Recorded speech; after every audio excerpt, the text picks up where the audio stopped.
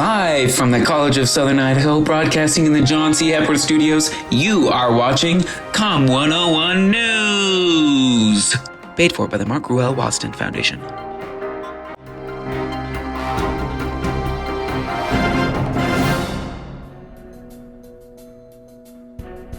Chantel. Chantel, nice to meet you. Nice to meet you. Today I'm doing a segment on interpersonal communication, but just by curiosity, do you happen to know what interpersonal communication is? So interpersonal communication is essentially the underneath language of how we all talk to each other, whether it is friendship, whether it's teacher-student, it's just that underlying relationship language. So, do you think that you use your knowledge of interpersonal communication on a daily basis? Would you think someone should know how to use it? Absolutely. Absolutely. It's how we navigate the entire world. I can tell by how you're standing here. You've got one foot pointed towards me, one foot pointed away, and it's like kind of, it's like this. You're here, but you kind of don't want to be at the same time. I'm being honest. That's what, like, holy moly. If your feet are pointed, there's your body. Communication is such a verbal communication. It's such a small part that I use it every day. In every interaction I have, every person I talk to, every classroom I'm in.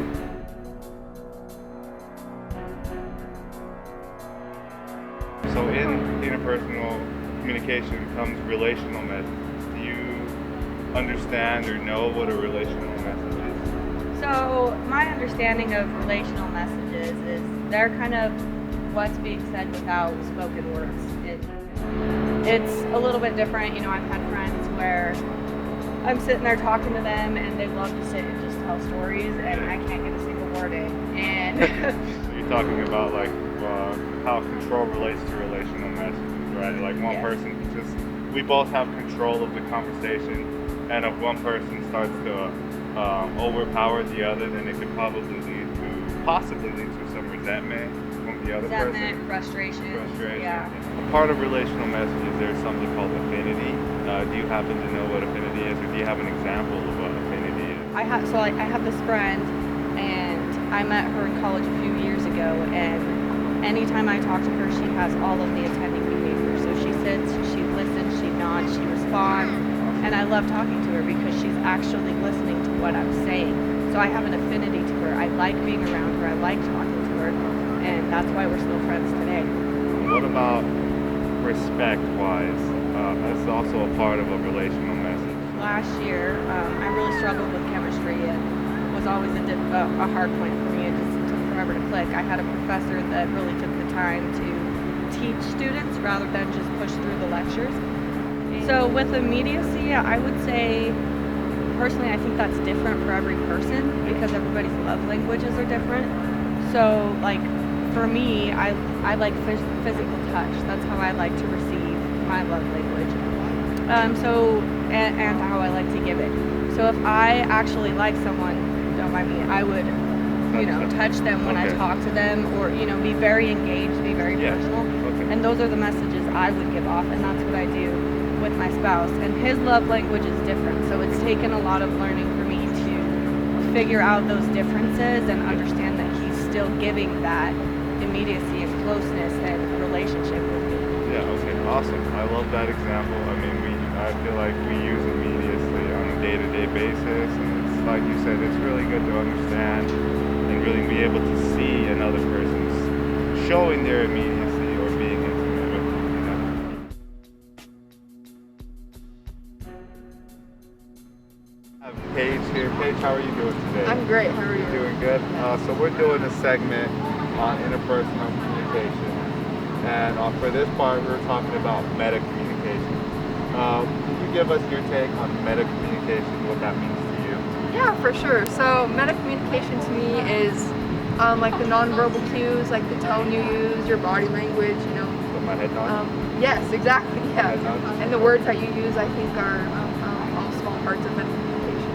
Okay, there's a certain risk that can come with meta communication because maybe you're looking for a problem, but then when you bring up an issue, you're going to make the other person feel like maybe this relationship's not working, it's You know, so you definitely don't want to give off the impression like, oh yeah, this is broken. You know, this is a big problem. You know, because then you're just gonna make the other person not feel good about themselves. So. Right, yeah.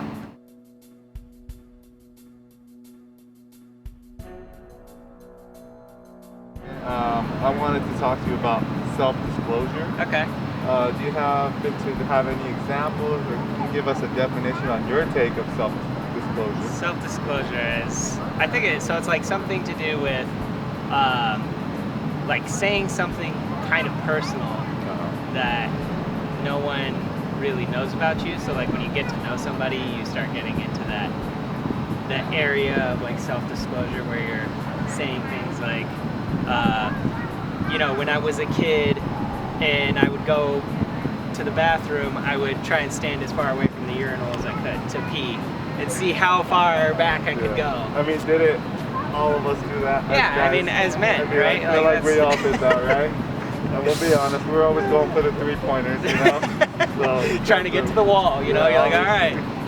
It's good to pay attention to who you're self-disclosing to, right? Right. You obviously don't want to self-disclose to someone who's going to go off. Someone you don't Right. trust that's going to possibly go off, maybe spread Or it maybe around. self-disclosing, maybe oversharing with like a person in authority. Oh, yeah. So like your boss or something, Oh, yeah, right? You don't want to, 100%. you You don't gotta make wanna- sure.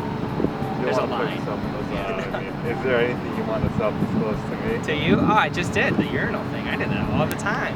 Let me just self-disclose something to you. Okay. I just did that the other day. Oh, okay.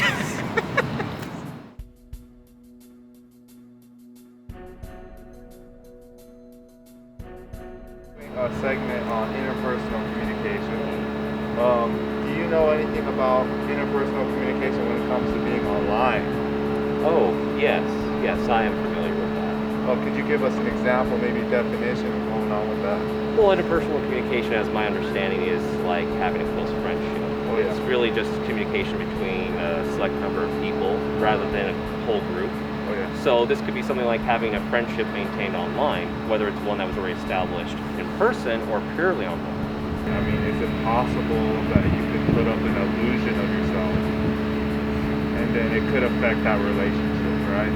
That's certainly possible. I mean, if you establish the interpersonal communication without meeting in person, then you yourself are able to create an illusion, if you will. Do you feel like there are any benefits to being online interpersonal communication versus rather in person? I mean, certainly as long as you have good intentions, Okay. you're not being malicious about it, you can definitely establish friendships you would likely not have had within your own town, your own neighborhood, because really you've opened up a whole world of possibility.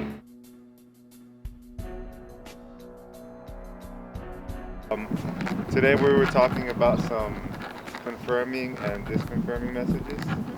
So a confirming message is a positive message that speaks about the ideals you have, and a disconfirming message is negative on the thought, trying to attack someone's ideals or the way they think. Do you have any examples you can give us about a confirming or disconfirming message? Was a great question. And for me, one of the ones that comes to my mind about a confirming message is when people say, you know, how great Reno is and how fantastic it is and so much better than Chico. Oh yeah. That's a really confirming message to me as somebody that's from Reno. That it's just a really great place. Something that I've experienced as a disconfirming message would be like when like an esteemed colleague talks about your height. Oh right? boy. I Yeah. know. We It all just- deal with those people. Right? We do, right? And it just kind of tears you down a little bit. But, you know, I feel you. I know. And so that's been my experience with confirming and disconfirming messages.